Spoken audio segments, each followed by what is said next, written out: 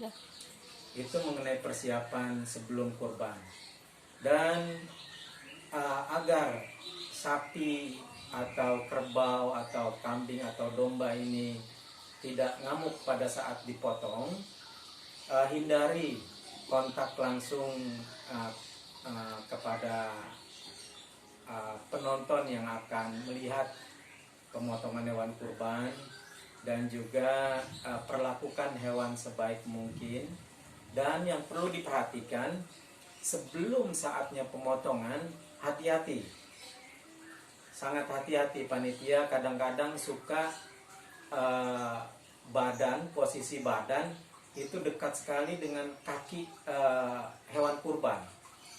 Kaki sapi atau kerbau itu ruasnya itu di sini. Jadi secara logisnya bisa nendang ke depan atau ke belakang. Yang sering itu nyepak ke belakang. Tapi jangan lupa, sendi ini hewan itu bisa nyepak juga nyamping. Jadi ini harus hati-hati. Kalau bisa panitia yang membantu mulai dari menjatuhkan hewan kurban, nanti akan saya berikan videonya lebih lanjut. Cara menjatuhkan hewan kurban yang baik agar dagingnya yang nanti akan dipotong, disembelih hewan kurban ini akan baik juga. Karena kalau jatuhnya keras, nanti ada memar di dagingnya itu, nah itu akan menyebabkan lebih cepat membusuk dagingnya. Jadi sebaiknya hewan kurban itu jatuhnya perlahan. Selanjutnya juga harus hati-hati waktu saat mengikat kaki sapi agar tidak berontak. Biasanya kalau yang memiliki peralatan lengkap seperti dijepit begitu dan bisa direbahkan hewan kurbannya, sapi atau kerbaunya, itu lebih enak. Itu nggak akan membahayakan yang lain, agak berkurang bahayanya. Tapi kalau hanya diikat dan ditarik, dijatuhkan, nah itu hati-hati pada saat mengikat kaki sapi atau kaki kerbau ini. Posisi kita harus diposisikan sejauh mungkin daripada kaki sapi atau kerbau. Pada saat kita mengikat harus begini. Jadi jangan sampai posisi kita merunduk terliwat rendah seperti begini. Ya, kita mengikat ini bisa ketendang oleh sapi atau oleh kerbau. Di sini atau di depan itu bisa ketendang. Tapi kalau kita posisi kaki di sebelah sini, kita ngikat, kalau dia bergerak kita masih bisa menghindar.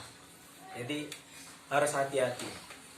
Itu demi keamanan panitia dan juga lingkungan sekitar kita tentunya. Jangan sampai ada orang-orang yang nonton pada saat pemotongan hewan kurban itu terjadi celaka. Dan hati-hati pada saat mengikat, baik mengikat untuk membuat simpul untuk menjatuhkan sapinya, maupun pada saat kita mengikat kakinya. Selanjutnya, pemotongan hewan kurban itu sebaiknya harus mempersiapkan golok, jangan di hari H. Minimal seminggu atau 2 minggu sebelum pemotongan hewan kurban, kita sudah siap dengan golok yang sangat tajam. Kita asah sedemikian mungkin, sebisa mungkin, dengan batu asahan khusus, dari yang kasar sampai yang halus, sangat halus kalau bisa, sampai mengkilat seperti ini, sehingga nanti darah nggak menempel pada saat pemotongan hewan kurban. Jadi langsung kalis darahnya. Saudara sekalian, pemotongan hewan kurban seperti tadi saya sebutkan, terutama kita niat pemotongan hewan kurban ditujukan untuk siapa. Pemotongan hewan kurban ini minimal Allahumma minka wa ilaika hadzal kurba, siapa bin siapa, seperti itu. Lantas bismillahirrahmanirrahim, Allahu akbar, Allahu akbar, Allahu akbar. Ini selanjutnya pemotongan kita boleh dari bawah ataupun dari atas, itu tergantung kebiasaan. Kalau dari bawah biasanya kita harus masuk, golok harus masuk ke bawah leher sapi atau kerbau. Buat tumpuan nempel ke leher kerbau atau sapi sedemikian rupa agar tarikannya enak. Set. Atau boleh dorong seperti ini. Boleh dorong seperti ini, tapi harus benar-benar kuat. Dan jangan lupa, kulit sapi tentunya ada gelambirnya ya. Kalau mau didorong, ini kulit sapinya dilipat ke bawah. Dorong, set. Jadi langsung bisa luka sapinya dan proses pemotongannya akan lebih cepat. Kalau goloknya tajam, itu bisa sekali dorong langsung putus. Tapi untuk pemotong hewan kurban, tolong dilihat benar-benar, itu ada 2 pembuluh darah arteri sapi atau hewan kurban, kanan kiri itu harus putus agar darah lancar keluar dari kepala maupun dari badan sampai habis. Selanjutnya yaitu ada tenggorokan ini, ada saluran makan dan saluran nafas, itu pun harus putus. Dan tips dari saya, pemotongan hewan kurban sebaiknya pada saat hewan mengeluarkan nafas. Kita lihat dari perutnya, dari hidungnya. Pada saat hewan keluar nafas, langsung kita adakan penyembelihan sesegera mungkin agar nafas nggak masuk lagi. Itu untuk mencegah agar daging kurbannya nanti nggak bau.